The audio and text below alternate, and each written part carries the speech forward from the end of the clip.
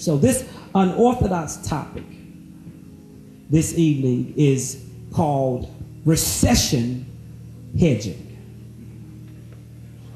Recession hedging. Now, I know it wasn't one of those catchy titles, you know, I'm going to get my stuff and lick a lollipop and blow pop too. No. We're moving into an area,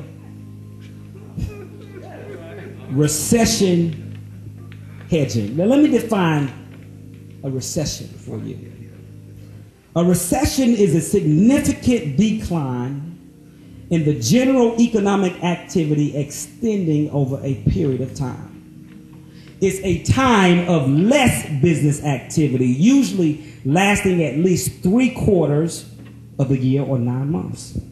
A decline in business activity. There's an old joke among economists where we state a recession is when your neighbor loses his job. But an economic depression is when you lose your job. You see, because it's about perspective. It's about how you are perceiving where someone else is, and then when it hits you, that's when you begin to really feel it. A few years ago, we developed a concept called the $1 trillion universe, and I would say that word, and people would just shut down. People would shut down to the concept of a trillion. They couldn't handle it. And now, the other day, there's a new book out.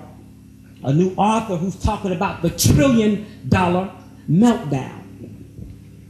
And see, it's all about perspective because we begin to embrace the concept of a trillion as it relates to foreclosures, subprime loans, commercial loans, margin calls. You know what a margin call is? A margin call is when you own an office complex like this, and the institutional bank like Merrill Lynch or UBS or Deutsche Bank, one of the international banks, they give you a call and say, we see that you owe $20 million on your line. You have 30 days to pay it off. It's called a margin call. And if you don't pay it off, you go into foreclosure.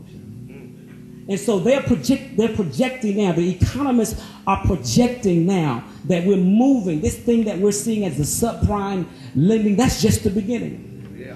There's going to be additional foreclosures, credit card loans, just like people are moving out in the middle of the night, leaving their debt behind. People are now just saying, forget about it. They've got stories of people that are just driving their car somewhere and just leaving it there and saying, forget about it. I'm just going to start over. Yeah. And so we're moving into a season where things are reshifting. People are just telling their debt goodbye. And so one person says this is a $1 trillion meltdown. But in direction, we see this as a $1 trillion opportunity. All right. This is the perfect season for you to become serious about your entrepreneurship. This is the perfect opportunity for you to become serious about a legitimate business. My friend and mentor, George Fraser of FraserNet, this best-selling author, he says, we're not talking about business, we're talking about business. You know, you meet some people, they just in business, and they got 5 business cards, all cut, you know, the corners, you know, you people get those business cards and the corners uneven. No, we're talking about God is moving you into a legitimate flow of business and opportunity.